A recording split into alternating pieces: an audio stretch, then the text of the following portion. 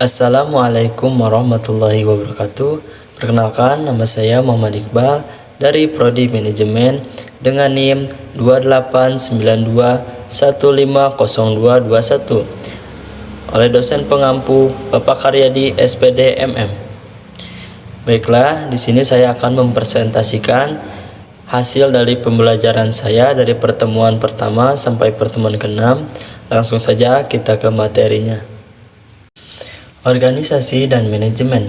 Manajemen sendiri berarti pemrograman area ataupun perencanaan terhadap sesuatu, sedangkan organisasi merupakan suatu perkumpulan dengan tujuan tertentu. Sehingga jika dibangunkan, maka manajemen organisasi adalah suatu perencanaan pada suatu perkumpulan untuk mencapai suatu tujuan.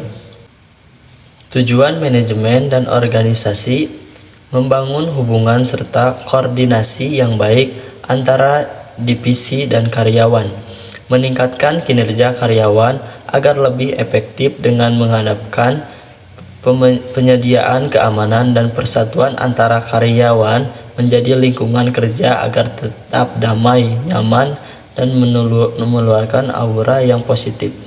Bagaimana manajemen dalam organisasi?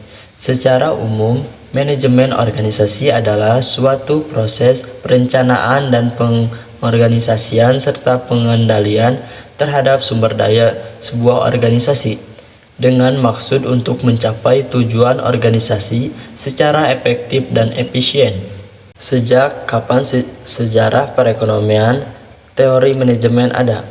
Pada tahun 1986, Friedrich W. Taylor melakukan suatu percobaan time and motion study dengan teorinya ban berjalan. Dari sini lahirnya konsep teori efisiensi dan efektivitas. Kemudian Taylor menulis buku yang berjudul The Principles of the Scientific Management 1991 yang merupakan awal dari lahirnya manajemen sebagai ilmu.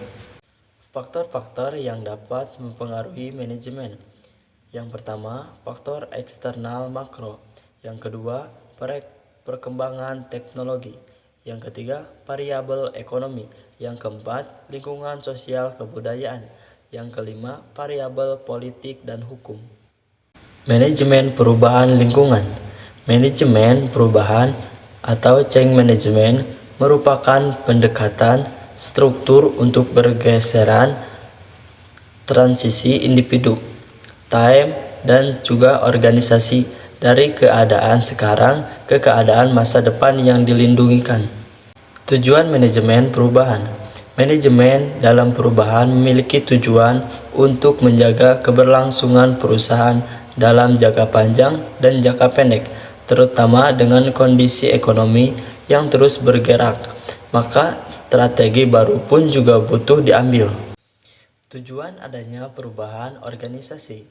Perubahan yang terjadi pada sebuah organisasi biasanya terjadi secara terencana maupun tidak terencana, tergantung dari faktor internal dan eksternalnya. Akan tetapi, tujuan utama dari perubahan organisasi adalah untuk mencapai efektivitas dan efisien kerja dan juga untuk mengubah analisis menjadi lebih baik lagi. Etika dan profesi manajemen. Yang dimaksud dengan etika manajemen adalah sekumpulan standar kepercayaan dan juga pemikiran manusia atas tindakan yang dilakukannya pada sebuah organisasi yang dapat menimbulkan manfaat atau kerugian bagi organisasi dan perusahaan.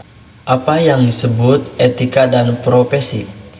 Etika profesi merupakan suatu sikap hidup yang bertujuan untuk dapat memberikan suatu pelayanan yang sifatnya profesional kepada masyarakat. Etika profesi atau juga kode etik profesi ini sangat berhubungan dengan bidang tertentu yang berhubungan dengan masyarakat atau juga konsumen dengan secara langsung. Mengapa profesi manajemen diperlukan oleh perusahaan? Fungsi-fungsi dari etika profesi adalah sebagai panduan bagi semua karyawan pada prinsip-prinsip profesional, sebagai sarana kontrol sosial bagi masyarakat umum untuk suatu problem tertentu, sebagai cara untuk mencegah intervensi dari pihak lain di luar organisasi, manajemen hubungan pekerjaan. Menyusun perencanaan perusahaan. Perencanaan usaha adalah tindakan atau langkah-langkah yang dilakukan ketika akan menemukan sebuah bisnis atau usaha. Dalam menjelaskannya, para pelaku usaha membutuhkan kompeten perencanaan yang tepat agar bisnis dapat dijalankan dengan baik. Yang termasuk dalam perencanaan usaha. Yang pertama, kompeten perencanaan usaha. Kedua, deskripsi usaha kompeten. Yang pertama dalam perencanaan usaha yaitu membuat deskripsi usaha, strategi marketing, riset pasar, implementasi pada proses produksi, pembantuan produk, manajemen operasional, estimasi biaya, dan evaluasi. Merumuskan perencanaan usaha. Riset yang mendalam, tentukan tujuan rencana usaha, mencari tahu hal yang terlarang bagi perusahaan, buat rencana strategi marketing, dan dokumentasikan semua aspek bisnis, rencanakan pembukuan usaha. Manajemen strategis. Manajemen strategis bersifat jangka panjang. Manajemen strategik bersifat dinamik. Manajemen strategik merupakan suatu yang berpadu oleh manajemen operasional. Manajemen strategik merupakan dimori oleh unsur-unsur pada manajer tingkat puncak. Tugas utama strategi. Tugas manajemen strategis merupakan misi perusahaan, maksud, filosofi, serta rasa perusahaan, melakukan analisis kondisi kapasitas internal perusahaan, menilai lingkungan eksternal, faktor persaingan dan faktor konsultasi perusahaan, menganalisis sumber daya perusahaan. Mungkin hanya itu yang dapat saya sampaikan, kurang lebihnya mohon maaf. Wabillahi taufiq wal hidayah. Wassalamualaikum warahmatullahi wabarakatuh.